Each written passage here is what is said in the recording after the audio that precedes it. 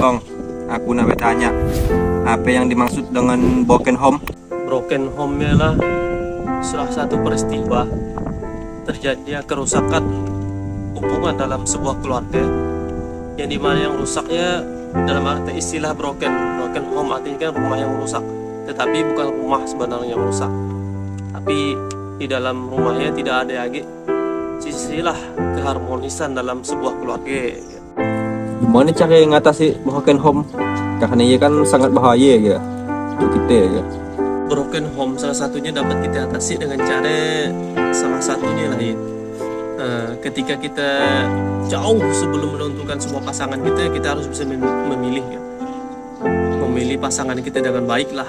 Karena kunci hubungan yang langgeng ataupun yang harmonis terdapat dari pasangan kita masing-masing ya. Pasangan kita lah salah satunya.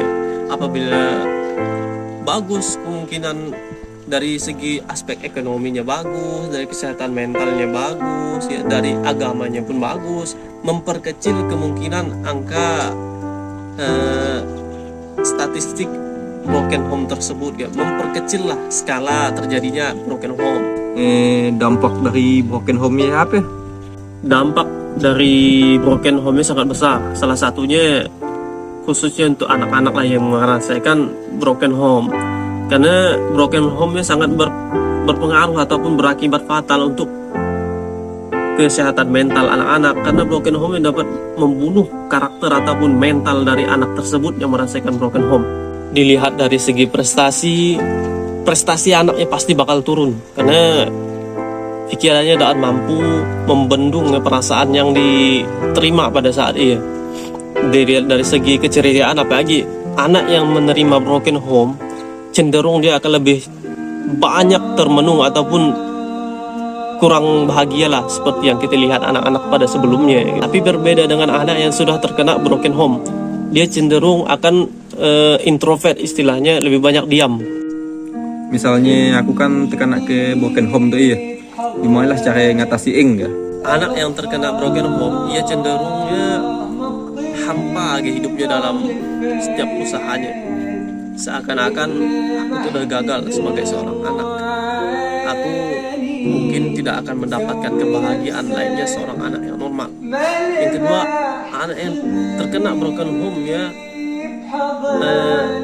lebih banyak pendiam sebenarnya. Susah sekali diajak berkomunikasi karena sudah banyak ya penderitaan ataupun tekanan-tekanan dalam hidupnya yang dia sembunyikan seorang ya, tanpa harus memberitahu orang lain, tanpa harus bercerita kepada orang lain ya salah satunya hal yang sangat salah menurut saya. Seharusnya ketika kita mendapatkan sebuah masalah, sudah sepatutnya kita bercerita kepada orang-orang terdekat kita. Siapa tahu kan orang terdekat kita bisa memberikan kita ketenangan. Anak yang terkena broken home sekarang ya, saya lihat lah ya, banyak mencari kesibukan dengan cara bekerja dan juga hobi. Karena ada istilah seperti itulah contohnya, ya kan? Orang bilang kan menikahnya membuka pintu rezeki yang pertama. Tapi kenapa ya, pertanyaan filsafat yang paling harus kita jawab ya. Lantas kenapa banyak orangnya berpisah karena faktor ekonomi, padahal menikahnya kan membuka pintu rezeki ya, yang pertama. Yang kedua, ada ibarat seperti sebuah pohon, semakin tinggi pohon tersebut semakin kuat pun anginnya. Apabila ada pohon yang patah, maka buanglah pohon tersebut. Bisa jadi pohonnya sudah rusak ataupun tidak bagus. Tapi apabila kita melihat sebuah pohon yang tinggi yang terkena angin kuat hanya bergoyang ya, maka dekatilah pohon tersebut. Barangkali pohon tersebut ya ada tempat ternyaman untuk mau singgah. Semua orang tidak sebenarnya kena broken home. Ngapain kan masih ada yang kena ya? Jika rokok itu membunuhmu, maka seharusnya rokok tidak diperjualbelikan. Tetapi sudah tertera dengan jelas di sebuah bungkus rokok bahwa rokok dapat menyebabkan kanker, serangan jantung dan lain-lain. Tetapi masih ada aja orang yang membeli rokok tersebut. Artinya apa? Itu akan menjadi sebuah dilema yang sangat panjang. Terakhir, ada ke pasan-pasan untuk anak-anak yang terkena ke broken home? pesan-pesan untuk anak-anak yang terkena broken home.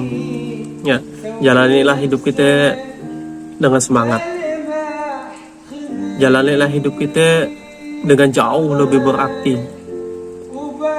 Tetap semangatkanlah diri kita seorang sebagaimana kita menyemangati orang. Karena yang kita rasakan belum tentu orang lain rasakan. Ya, seperti ya.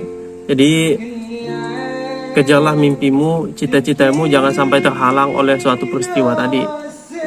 Ya, kita hebat di mata orang tepat, kita berguna di mata orang tepat. Cuman kadang-kadang kita salah langkah aja dalam mencari arti sebuah kedamaian. Dalam arti mencari kebahagiaan versi kita seorang.